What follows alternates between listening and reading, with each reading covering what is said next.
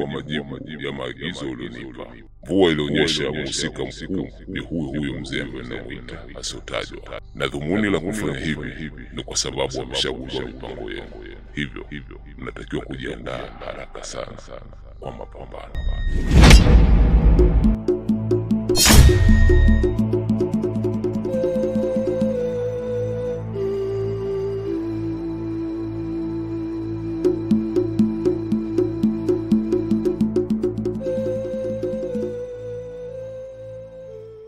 Nadhani umesikia kila kitu kinachoendelea. Hizi ndizo taarifa ambazo umezisikia. Tunatakiwa sasa tupambane naye. Yule ameamua hivyo. Sasa kinachofuata ni kupambana. Nadhani unanielewa. Tena ningepata msukule wake yule, angekuwa analima mashamba yangu vizuri sana. Maana anaonekana ana nguvu yule.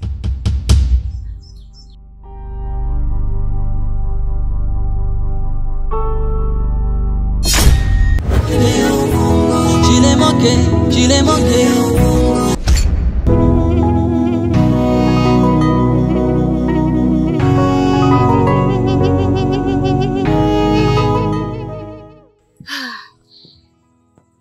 Nimefika na kusikiliza. Kwanza nimefurahi kwa ujaji wako. Tena asante sana. Mimi nilitoka hapa kijijini, lakini pia nimerejea kwa sasa hivi. Niweze kuchukua nafasi hii kwanza kukupa pole juu ya msiba mzito sana wa kaka yako. Maana nimepata habari kuwa umefiwa. Kiukweli niliumia sana moyoni mwangu. Unajua kitu kikimpata mtu ambaye unampenda kinakuwa kama chako. Kiukweli nadhani unajua jinsi gani ninavyokupenda. Nakupenda sana. Nadhani hilo pia unalifahamu. Kwa hiyo umenitapo uje kunipa pole ama umenitapo uje kuniambia habari zako za mapenzi? Yaani mimi ningejua kama unaniitia habari hizi za kipumbavu nisingekuja. Yaani kama ilikuwa kweli unania kutoka moyoni kuja kunipa pole ungekuja kule nyumbani. Hizi habari zako za mapenzi mimi na wewe kwanza sio wapenzi. Tulishaachanaga tangu muda. Na shangaa bado unaendelea kunifuatilia. Afu mimi na mpenzi wangu. Lakini mpaka naondoka hapa kijijini, mimi najua nimekuacha bado ni mpenzi wangu. Na kama vitu ambavyo vimetokea ni vidogo tu, vinasameheka. Mimi kama binadamu, nimeomba kukosea. Na vitabu vinasema samehe 7 mara 70. Ili tu ushindwe tu kunisamehe mpaka sasa. Kwa vile ulikuwa unaona ni vidogo. Ningevifanya mimi, ungejisikiaje? Yaani mimi sitaki ujinga kwenye swala hilo, sitaki upumbavu, sitakusamehe hata kidogo. Mimi sio Yesu kusema kila swali litakalotokea kwako wewe mimi niwe nakusamehe tu. Hivi hayo mambo ulikuwa unafanyia ningeyafanya mimi ungejisikiaje?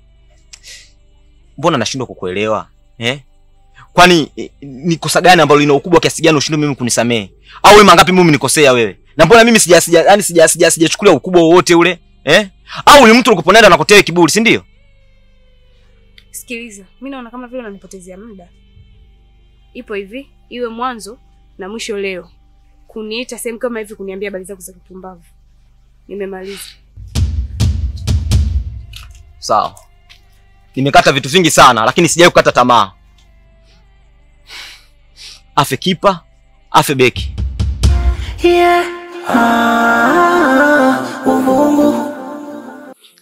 Melissa,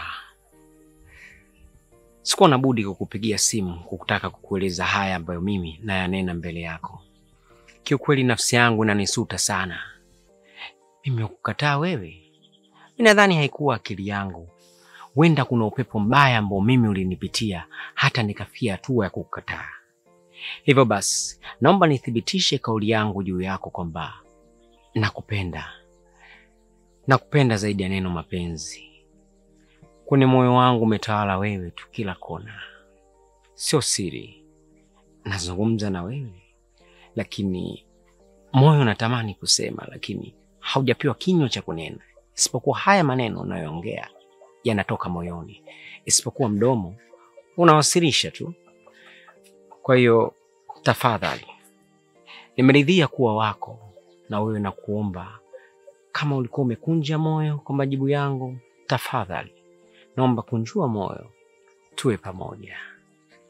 Asante sana. Yaani nimejisikia raha sana kusikia hivyo. Unajua mimi ndio wa kwanza kukuelezea hisia zangu. Kwa hiyo nimejisikia amani sana.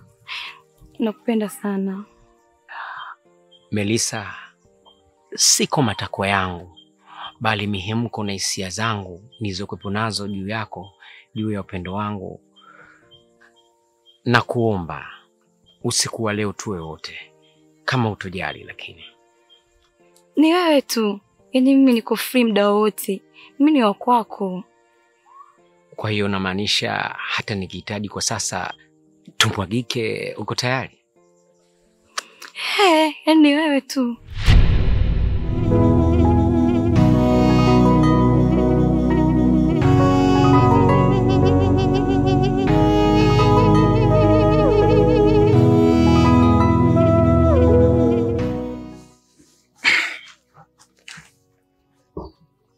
Tena afadhali ambapo nimekukuta umekaa hapa ambapo ulikaa ile siku. Na imani kumbukumbu itakujia vizuri. Ile siku ulisema kwamba mimi sipendi kupiga naye story. Lakini sio kweli. Kuna baadhi ya vitu vinakuwaga havipo sawa na ndio maana unakuta muda mwingi nakuwa nipo zangu tu ndani. Kuna kitu nataka nikuulize kuhusiana na ile mvua ambayo ilionyesha. Ni mvua kubwa sana, tena sana. Lakini wakati inanyesha nimejaribu kuchungulia dirishani. Ile mvua nyumba za jirani haikufika zaidi ya hapa pa kwetu. Na pia wife AK kipenzi changu Bi Yasmini, nadhani unakumbuka alituweka kikao hapa. Lakini katika kile kikao mada ikawa ni ile ile kuhusiana na mvua. Na kabla hajatuamrisha tuingie ndani, nakumbuka alikutaja wewe pamoja na Siwa kuwa kuna vitu mnavifahamu. Na ndio maana nimekuja kukuuliza wewe na imani nitapata majibu sahihi.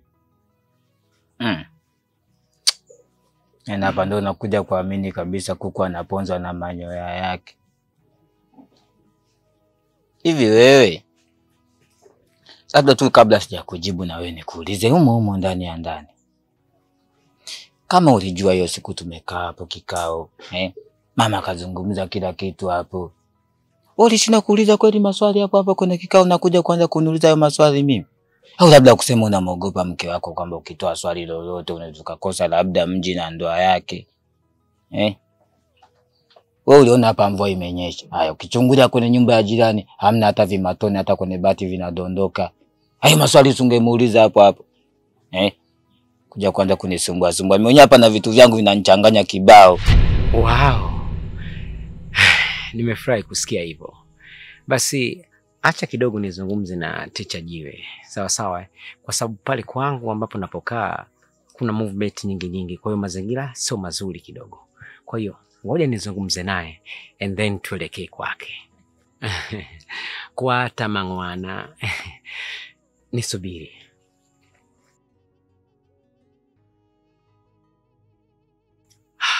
Mwalimu Jiwe. Nakusikia Mwalimu Shunda. Mimi nadhani mwanafunzi ameshaelewa somo. Kwa hiyo bado kutia tiki tu katika mtihani wake. Na wewe ndio wa kuidhinisha tiki hiyo. Usiniambie kama ngamia kashuka chini. Yupo tayari kwa kuchinjwa bila kusomewa dua. Ai, unabwata. Umebaki wewe tu kunikabidhi hiyo funguo ya ajira ili ndani nikafunguliwa fungwa kule. Baba sikia. Wewe tayari umeshaingia kwenye mfumo wangu. Geto lipo wazi, kamwagike. Basi sawa, hakuna cha kusubiri. Nitakusimulia.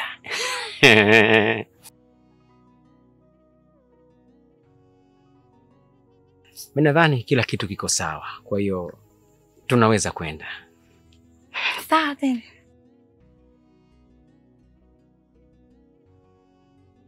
Sasa huyu mwamba ananitisha. Kwa kile kivuko anaenda kukivusha. Hatari. Unajua mwanangu wewe unazingua. Yaani unabadilika kama kinyonga tu yani. Mwanzo ulisema kwamba nakaa sana ndani sipendi kupiga story na wewe. Nimekuja kukuuliza wewe afu naanza kuniletea habari sio. Sikiliza wewe usianze kunipanda kichwani wewe. Wewe usinipande kichwani mimi. Wewe kama una vitu vingine vya kuzungumza. Hayo maswali nimekwambia ungemwauliza huyo mke wako. Yaani kitu ambacho unatakiwa ukifahamu sasa hivi. Kwenye hii familia vibali vyote ninavyo vya wanaoishi hapa. Leseni zote ninazo. Mimi ndio dereva. Sasa jichanganye kwanza hata sikujua hata umetokea wapi, umekuja tu kama chafi hapo umekurupuka. Alafu unakuja kuanza kuleta sheria vya kwamba kwa vieleweki. Kwani kuongea na mtu ni lazima? Ngeni. Sasa mwanangu sikiliza. Yaani kuanzia sasa hivi nakulia buyu kali. Sitaki story na wewe. Ukiniona nione kama kituo cha polisi. Ngoja kengeni. Nyanyuka tu naondoka eti. Hujafunzwa na wazazi wako wewe. Hii ndio unajua kabisa umetoka nayo huko chooni. Alafu unatoka unaiacha hapa hapo ulipokaa. Kwa una maanisha nalinda huu mlango au? Hem nitolee hapa mimi nisije nikapata mafua ya pressure. Kana hisi mimi nikakafanya kitu chochote. Kama nakabiliana na misukule huko ndani. Wai kenye kaanze kunisumbua. Wai. Kaja hapa kandetenya mna gani nikakate wengi hapa.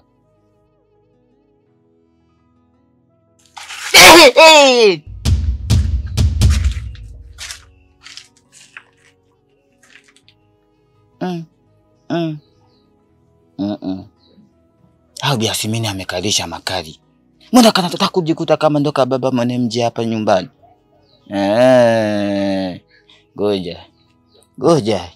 Yaani siku nyingine kakijichanganya kunivuruga akili. Nakuiza na katole getengamu. Pionze ngogoni bone na tena samani nene na haka ya. Siseme eti nimekatukana wewe amjaelewa. Yaani namaanisha nitakuja nikapige mimi familia zote mtaa mzima mimi unione wa ajabu. Twashindikana bizoko bise. Shenji gete ngona dongo mweno huyo. Namaanisha chura huyu. Chura mbagara kabisa. Tuna mashilingi yetu hapo natafuta kama namna gani. Tumeshavuruga Tuonge mara ngapi weleweke. Haya, usiku mimi nakwema kwenye lindo. Haya mchana bana napunga ka upepo hapa. Hapo naletea farangati na watu. Takuja nitoroke niache nguo zote. Nikaokote huko nijue nimezaliwa upya. Shiko nyinge wakobeta kine chini ya uvungu.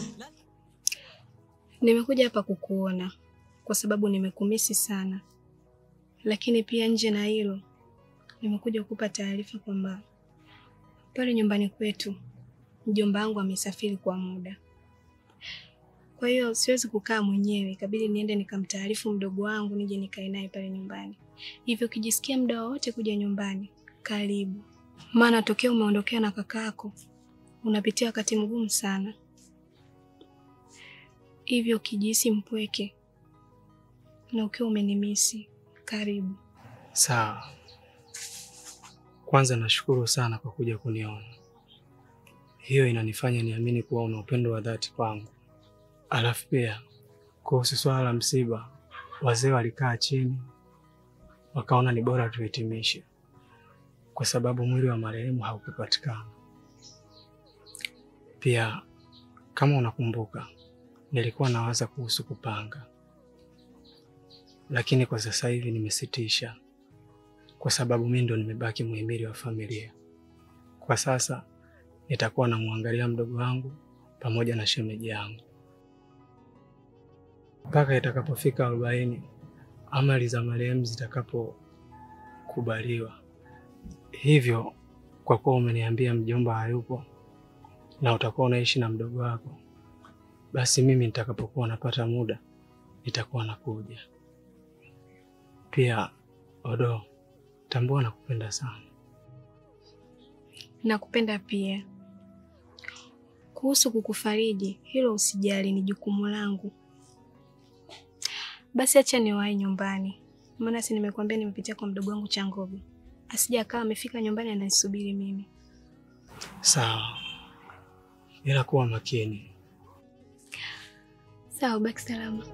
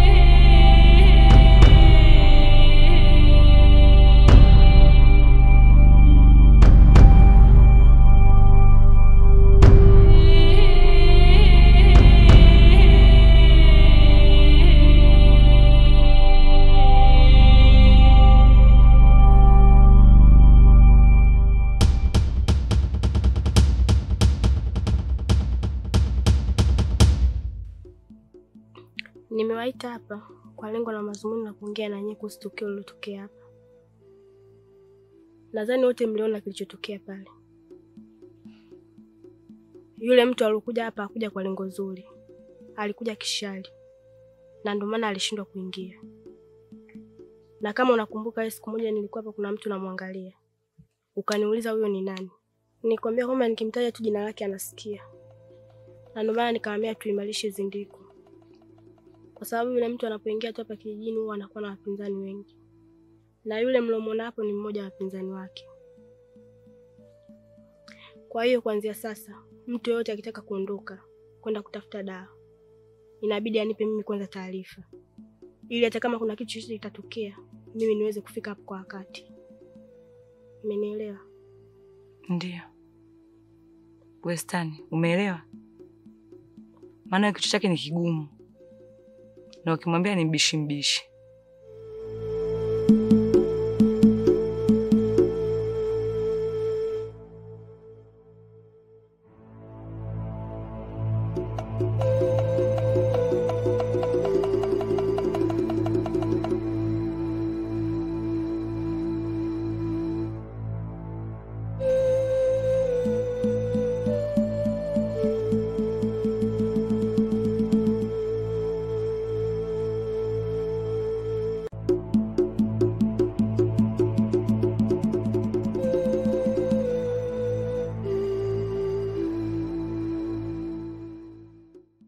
Habari zenu?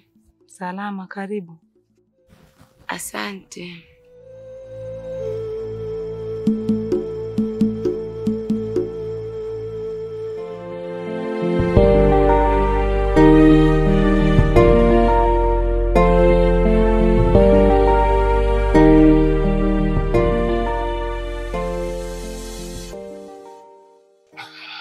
Vipi mke wangu?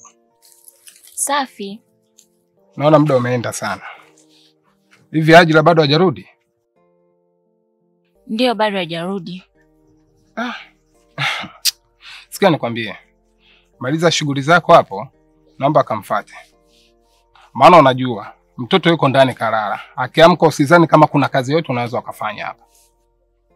Lakini mme wangu, yule si ameenda kwa dada yake. Hata akichelewa kurudi, watamrudisha. Mke wangu, dadangu namjua mwenyewe. Wewe maliza shughuli zako hapo uende ukamfuate. Lakini pia ukumbuke, Ajira alisema kwa bwaga kaja kuniulizia hapa. Sasa uwezi jua, inawezekana kaja na mchongo na maisha yetu si toka ndio tuweze kula. Nikiendelea kukaa hapa na mvua hizi, tutakuja kufa njaa bure. Sawa? Basi sawa mme wangu. Nitamfuata. Na mimi ndo ninavyokupenda mke wangu. Maana mwanamke msikivu sana. Najivunia kuwa na wewe. Habari yako mganga? Salama, karibuni. Asante. Ndugu yangu ndo mara yake ya kwanza kufika huko, basi anashangaa kweli mazingira. Mganga, kabla sijazungumza kilichotuleta, nitangulize shukrani zangu za dhati kwako. Niseme nashukuru sana kwa sababu umenisaidia maisha yangu. Kama sio wewe, sidhani kama ningekuwa hapa sasa hivi. Kwa sababu huyo mtu baya alionifanyia alikuwa amekusudia vibaya sana. Ila kwa kutumia nguvu zako, mimi sasa hivi niko kama mimi. Niseme nashukuru sana. Sawa. Alafu sisi hapa tumekuja.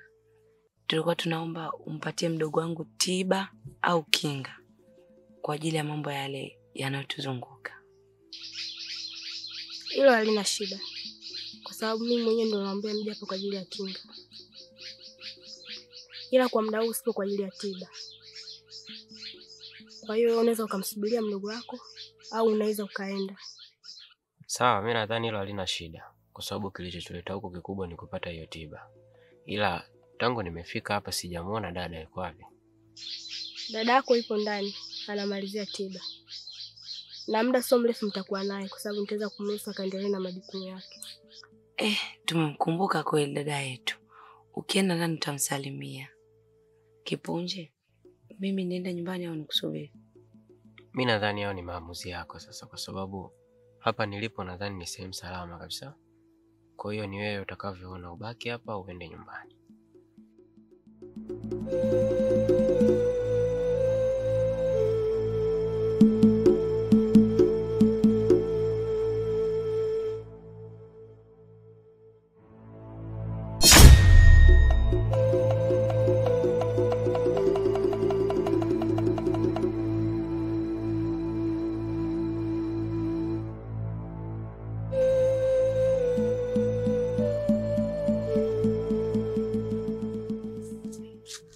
Kaniti.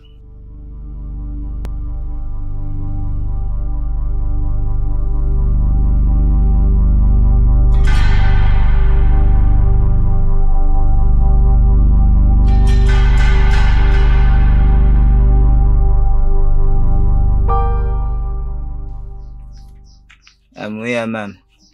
Nataka kuwauliza nyinyi watu wawili. Wakati mimi nimetoka, kuna ugeni uliingia hapa?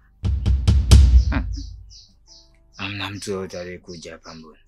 Nataka kuniambia hakuna mtu yoyote mnomfahamu msomfahamu alokanyika katika ardhi hii? Wewe ulikuwa wapi? Mama, mimi nilikuwa ndani na sikusikia mtu yote kubisha hodi. Na hata hivyo Kakepe alikaa sana hapa, akaondoka mida sio mirefu. Labda huyo mtu aje baada ya kaka kuondoka kwake kule. Kama alivyosema Siwa, mimi nilikaa hapa muda tu mrefu. Na muda sio mfupi nimetoka hapa nikaenda pale chapu. Kwa hamna mtu yote aliyekuja hapa kusema hata kuna jirani labda kuja kuomba hata chumvi seti. Sawa, nimewaelewa. Natakiwa kutambua kuna mtu amekanyaga katika ardhi.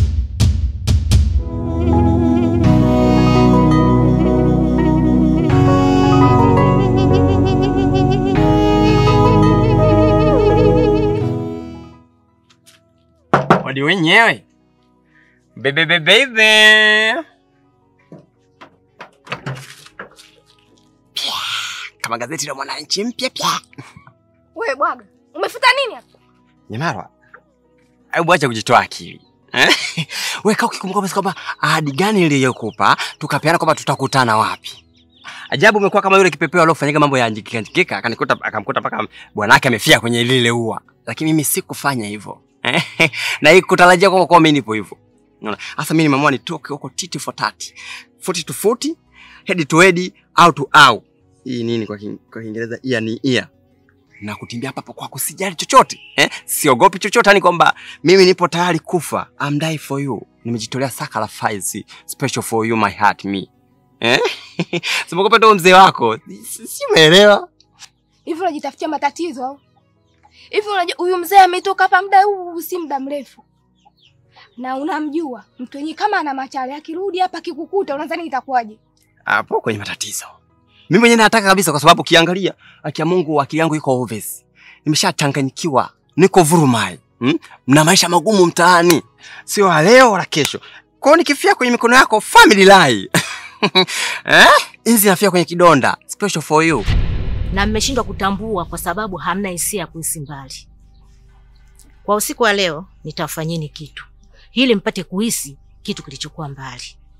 Sawa, endeni na mishughuliko yenu. Mimi mwenyewe nitalifanyia kazi, nitajua ni nani aliyoingia kwenye mji wangu. Haya, mimi naingia ndani.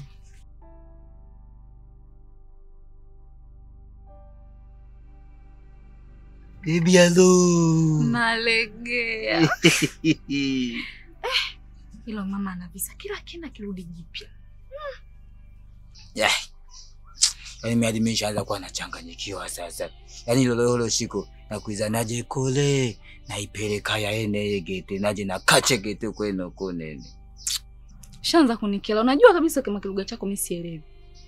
Sometimes mimi najikuta labda niko nyumbani labda napiga story na wasukuma huko. Ninakuwa nachanganyikiwa yani. Sema nini? Na maanisha hivi nitakuja nitoke hapa. Wewe ndio utakuwa unalinda miskule kule na unalinda hii familia. Mimi yamenishinda ninavyoona kabisa. Mnawezana wenyewe miaka yote unavumilia hizo shida, mimi hata siziwezi. Sema nini, tutapambana tu hivyo hivyo. Tunajua tena tunapatia hapo ka ugali mashuti tu. Mpaka kwao.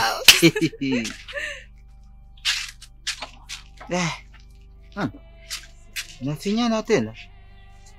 Sikula atakuja kuni. Basi sikia nikwambie bwana. Mimi nimekuelewa, nimekukubalia. Tutaendelea kwa vile vile. Hiyo safi. Hiyo safi. Kama umekubalia, safi. Sasa unaonaje tukaingia humo ndani, tukapiga story, tukapeana maachi kimajinunu? Uingie tena ndani humo? Waga, nimekwambia nitakuja huko baadaye. Afu mara kama unataka kuniondosha kama ndege mtuni. Mwituni, Huwezi kuniondosha kirahisi hivyo. Unavyoonekana unataka kunitia janja kama siasa kipindi hicho na kusotea. Sasa hivi hebu eleweke, hebu niweke wazi. Niweke bayana. Waga, nimekwambia nitakuja huko mimi saa moja bwaga nakuja. Wapi? Tukutane wapi zaidi ya kwenu? Fanya hivyo utakuja nyumbani. Alafu kingine, kule nimechukua ndizi. Kwa hiyo nikuulize tu mwenyewe kwa upendo wako. Ni tutakumenyea au utakula ya maganda? Sasa utakapoona wewe. Wewe nenda mpaka ukutwe. Haya basi, jitahidi sasa tuchangamka. Kama tunanyonya. Nenda.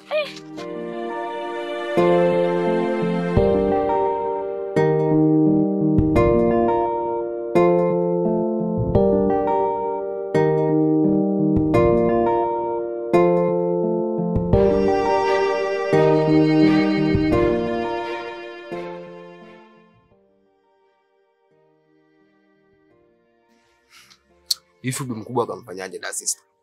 Nimejaribu kumpima mapigo ya moyo. Yamekata.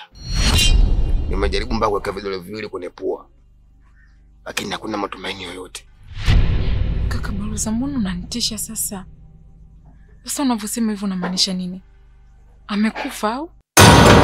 Ama kweli dunia tujaimaliza. Kuna vitu chini uvungwa tujaviona. Watu wanaubadili mchana kuwa kiza. Kama ubaya wa mwachi Mungu analipiza. Watazame hawa walipokuwa watoto wajasoma, wanasoma elimu ya watu wazima. Yani vituko sijapata kuona, wanaitwa mekwa.